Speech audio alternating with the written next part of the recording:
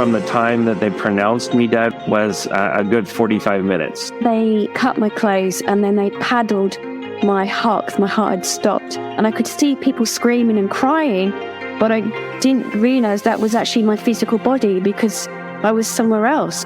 The only thing that I could feel, if you can imagine, absolute love and peace. There wasn't anything else to be felt. I was greeted by people I had known in the past. I'm back home again. Incredibly safe and felt at home. Welcome to a bonus episode of Round Trip Death, everybody. We have a great guest, Mary Jo Wheeler, coming up here in just a second.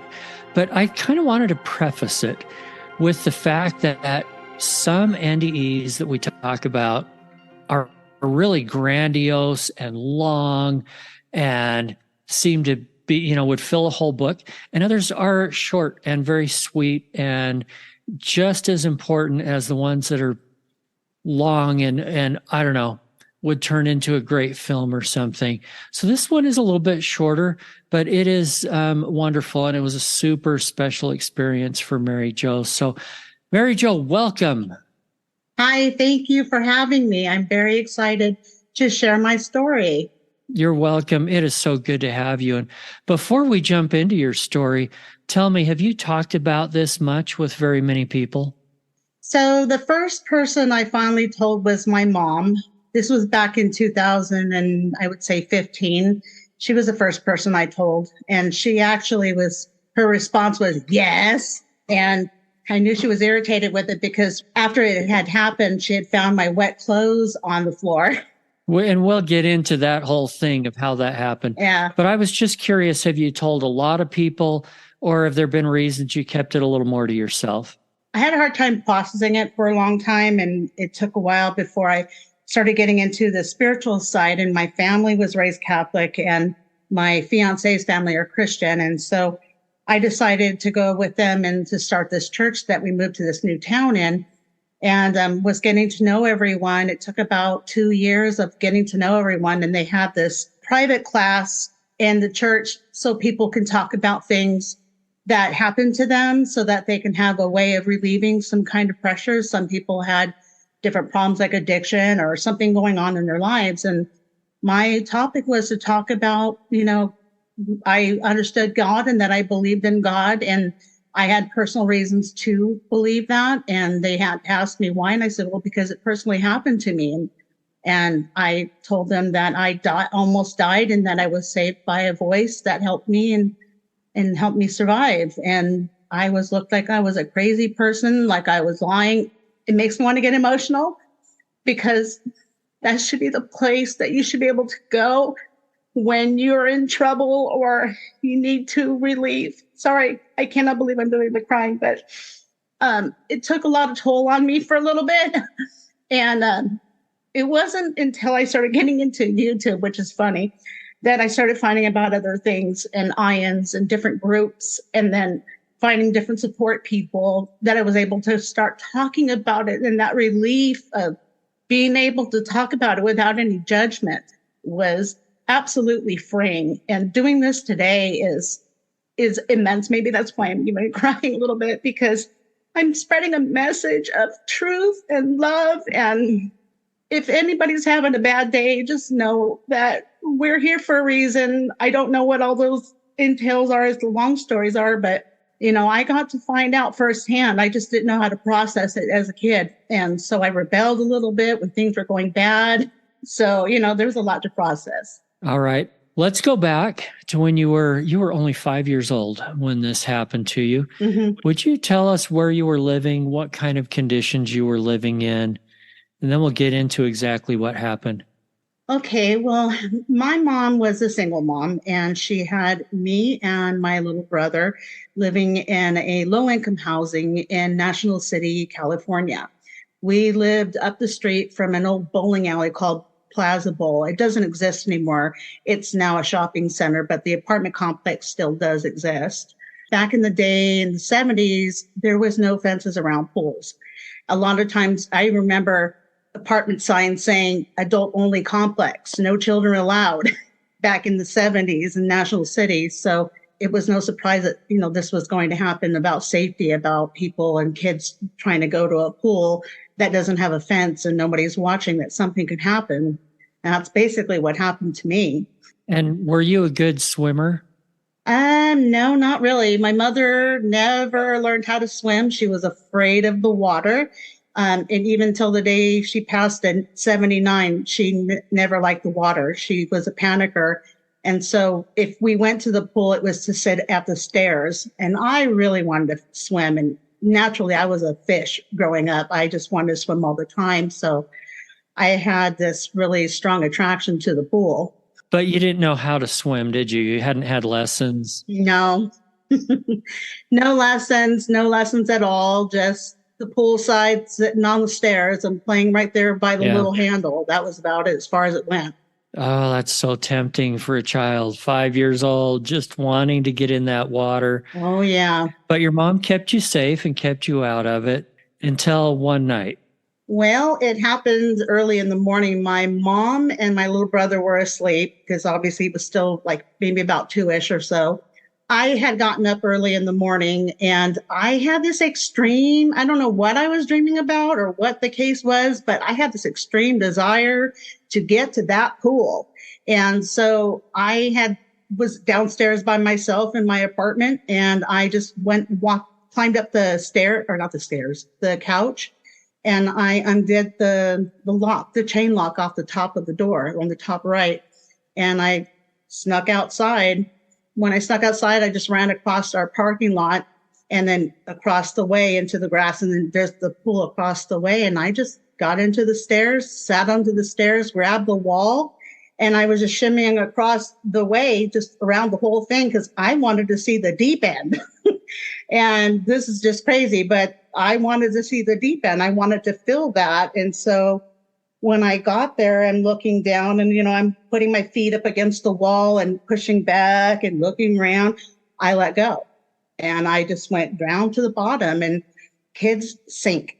We don't, because we have a lot of fat. So we're never really going to be able to sink to the bottom like kids do. And that's exactly what happened. I was literally standing at the bottom of the pool and I'm looking up. You could see like the smoothness of the wall. I could see how it's curving up, and I'm looking up above me, and I'm seeing, sparkly, but that could have been because of the light and the sun, because it's early morning, but I see, things shining through.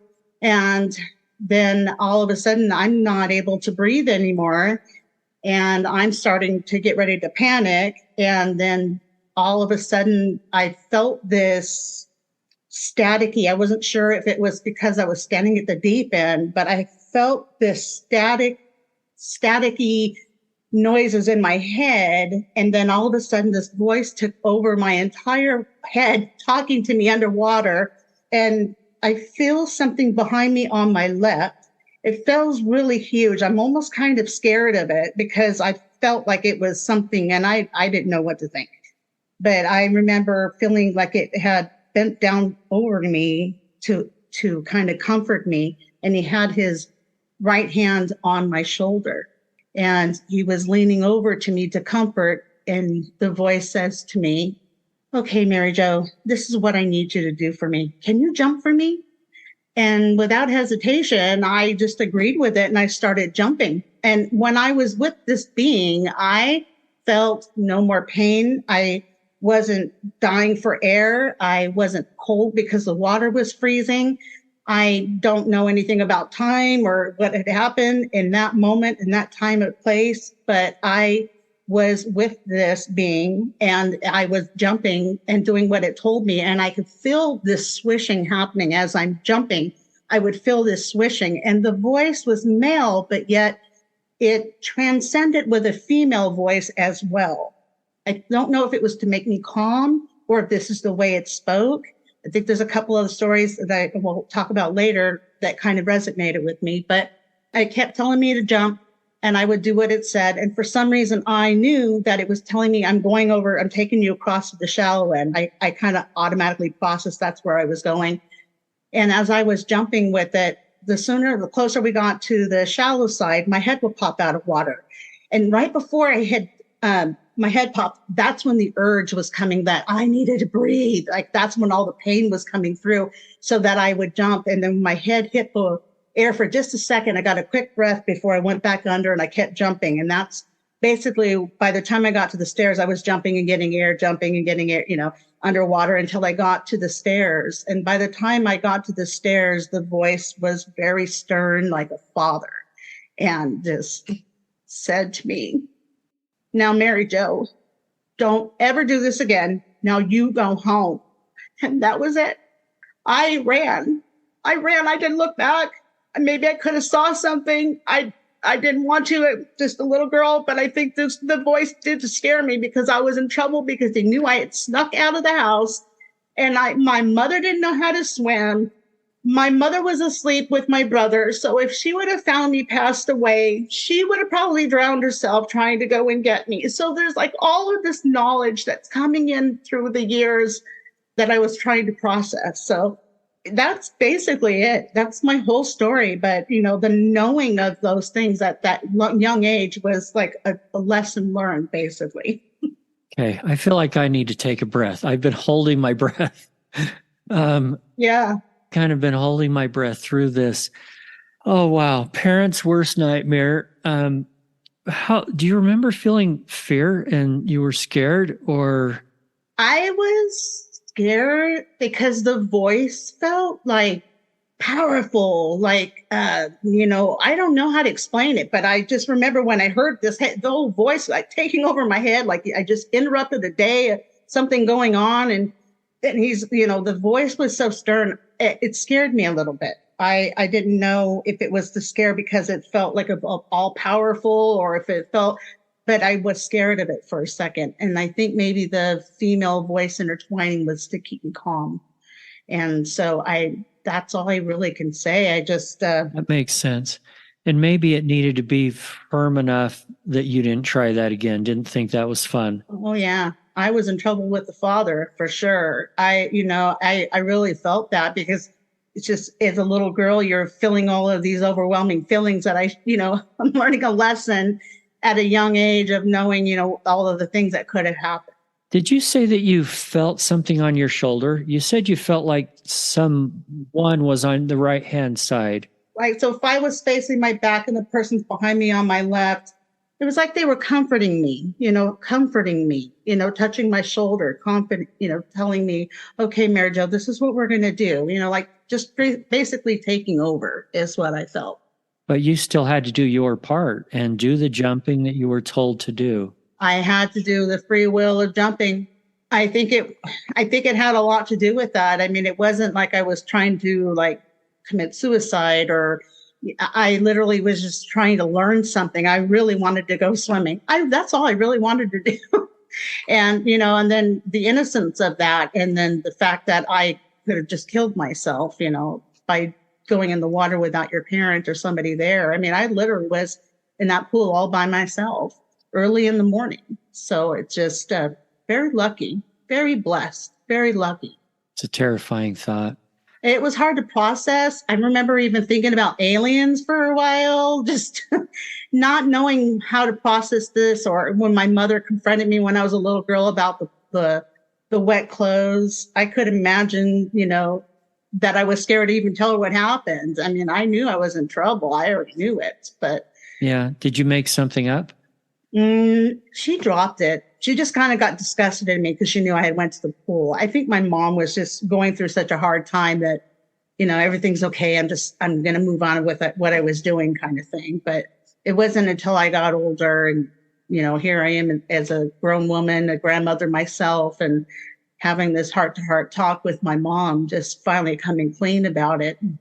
Yeah, tell us more about that. When did you have this heart-to-heart with your mom? My mom had been sick for a while, and I know she was really stressing on a lot of things before she had passed away. She just passed away April 23rd, 2023. So we've been kind of, getting ready for things. And I just wanted to comfort my mom, but I also wanted to come clean, I guess, to tell her what had happened back then. And I just wanted to know if she remembered about the wet clothes. And for my mom to be so disgusted, she goes, "Yes, I remember." Just like trying to tell her, well, something happened and I need to tell you what happened. And that embracement, that love that my mom gave me, to say that she believed me, and just saying that you give me comfort. And I said, yes, God's real. And she goes, I know he is. And I said, he's very real. And there's a life after death. And that meant a lot that I got to tell her that, because she died about 2 years later. So she had a really bad stroke and she was getting dementia. She was starting to lose her mobility of talking and stuff. So everything happens for a reason. It really does. And just having that moment with her. And then I ended up going to visit her one last time, and I had her with me for 3 nights, and we slept in the same bed, and I just comforted my mom. And then I got the call later on after that she had passed away. So it was important. It was very important to tell her that, if anything. I tried the church because I thought, okay, I'm ready for this. I'm ready to give my life to whatever it takes. Because I don't know. I hear stories, it's not like that. These are man-made religions. But I just really felt in my heart of hearts like I'm ready to give my life to God, and any works that I do is in his name always. And that's just how I've been ever since that happened. But the church thing kind of popped my bubble on that aspect, to where it kind of shut me down for a second. I'm trying to get my voice back. Tell me more about that. Were you talking to just another member of the congregation, or to some kind of a minister, pastor? This is such an odd situation. So the lady that runs the church, she's also a realtor, and she's this and she's that. And so it was really kind of awkward, as it was kind of trying to feel comfortable to talk to them. And I waited a couple of years before I really came out. So I did 3.5 years of Bible study with them.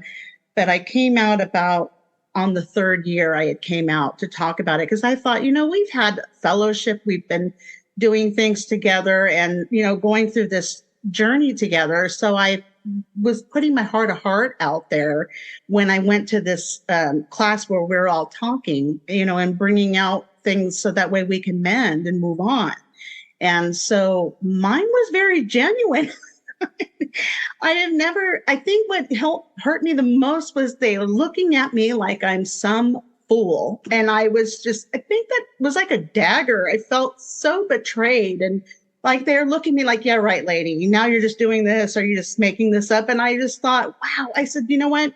I remember looking at them going, I swear on the souls of my very grandchildren that what I'm telling you is not a lie. I remember even saying that because I felt so defensive. Like, you're looking at me like I'm a liar. And I was just blown away. And so I stayed quiet talking to them for a little bit, and I can tell the attitudes were changing, the demeanor, a lot of gossiping starting to happen, and kind of being shunned away from the side a little bit. And there was this one lady that came into a Bible study after that. And she says, my husband had a heart attack, and he said he had a near-death experience named Susie. And I wanted to say, hey, I believed him. And I got nudged, like, shush. Like, you cannot talk about this in church. It's inappropriate. I'm thinking, wow. So then I just lost all interest after that. I literally was so disgusted. And, it just kind of felt like the people you were trying to make friends, I didn't even care if we were friends anymore. I didn't care if I ever saw them again. It was just like they took something so genuine from me that I just don't even want to talk to them. If I see them at a store, I go the other way. I don't know. It changed something in me, and I'm still trying to process that as well. So I don't want to tell any ministers, pastors how to do their job, but yeah, I'm going to throw in a but here. There's nothing wrong with listening. Just listen. Mm-hmm. And if someone really believes something happened to them, even if it doesn't jive with your faith exactly, it's okay to acknowledge it and to listen to them and let them know that you love them. And it's okay to tell them, hey, I don't understand this. Yeah. Right? Versus telling them that it's wrong and what happened to them didn't happen. it really takes away from someone. And I really think that it's really important to listen to people.